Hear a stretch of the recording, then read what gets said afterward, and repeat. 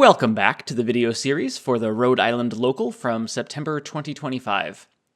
It's round 5, and I'm finally facing an Aubrians build, though this one has Tandros and Quintella instead of Master of the Hunt or Frost Giant, which were the two permutations that I had mentioned in my intro video, though I do like this version with Tandros and Quintella as well. This game is on Ingvild Pass, with Manigloden on the near side, which is super good for Aubrians, and Wannock on the far side, which is bad for my army, as I have no natural places to put the Wannock soaks. Definitely not the glyph combo that I wanted for this matchup. My opponent is using some TSAs himself to proxy his Aubrians, but those are all Aubrians in that army for the purposes of this game. I can see some merit here to opening with Q11 or Tagawa Samurai Archers, honestly. Both should trade reasonably well into 2 defense units, though Q11 has way more upside with his special attack than TSA's 3 attacks of 2 give them. And I also don't want Aubrians to be able to frenzy on height and hit Q11 a ton of times. So I decided to open pure Q11 here, where I could get him up to height quickly, and then react based on where Aubrians were going. I think I made a mistake by putting my TSAs in the front row of my start zone, though. Looking back, I think they should have been more in the back to make it harder for Aubrians to hit them from the middle of the map, especially while on the glyphs. I put 3 order markers on Q11 with the X on TSA, and I see 3 order markers on Aubrians with 1 on Tandros, and I win the opening initiative. Q11 moves up to max height in the middle, where he can go either direction depending on where the Aubrians go. Aubrians then develop up, with 1 flanking on the Manigloden side and 2 on the Wannock side. That bit is going to be hard to see in the footage, unfortunately, as a lot of the battle will end up taking place behind that far ruin that my camera doesn't really have line of sight to. Unfortunate, but I'll try to cover the play-by-play well enough to mitigate that as best I can. I was checking some line of sight spots for Q11 here, but he ended up not having line of sight to both Aubrians over there, so I sent him to the other side of the map instead, which I honestly like better in hindsight anyways, as keeping him on max height is great, and makes his next move a bit more flexible as well. And keeping Aubrians off Manigloden is also a pretty important goal. He takes his special attack and only has the 1 target, but he does get that Aubrian, which is big.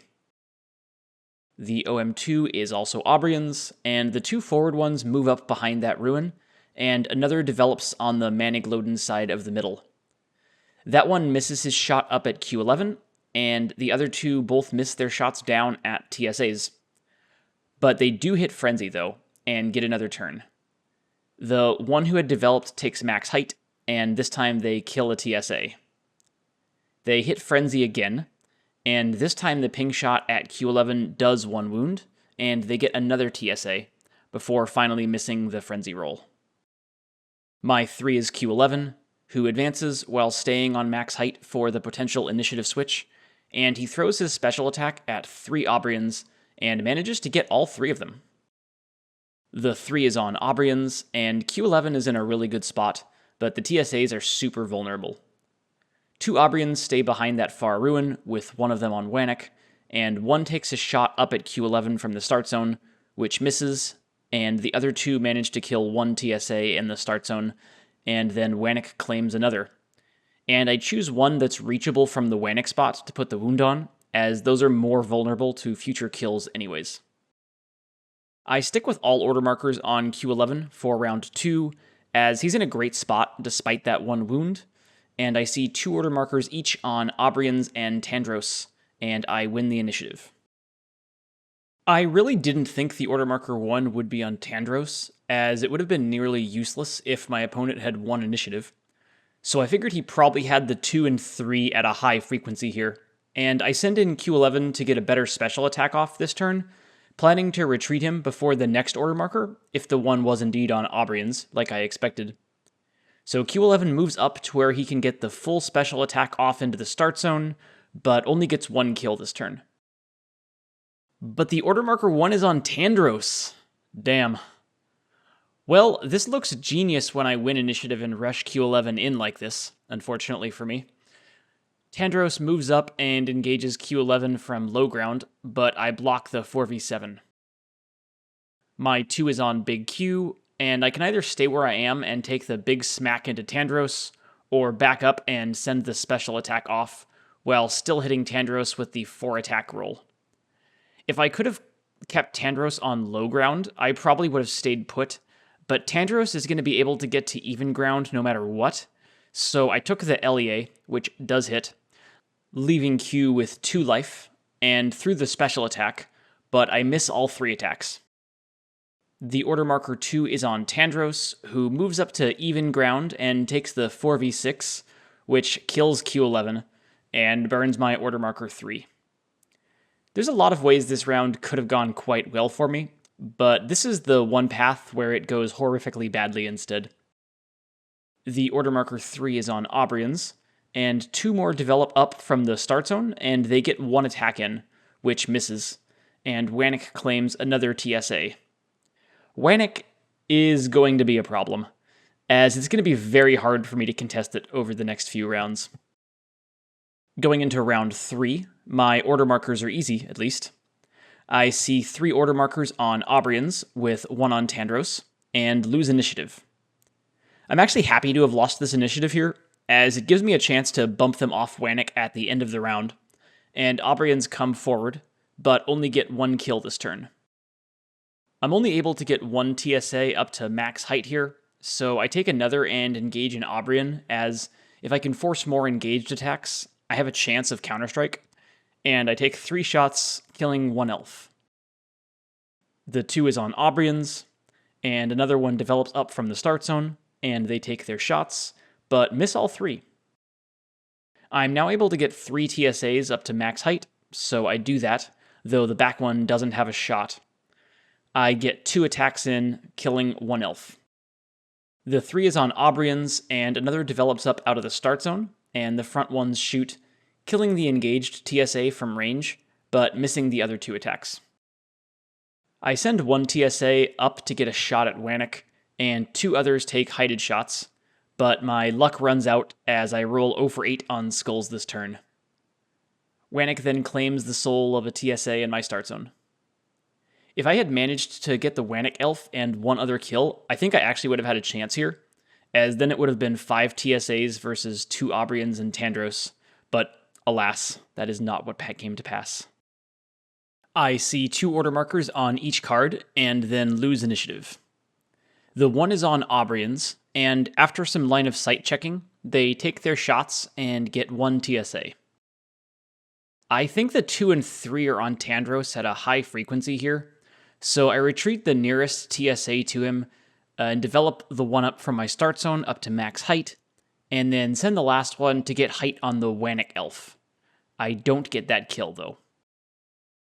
The 2 is on Tandros, who makes his way towards Wannick.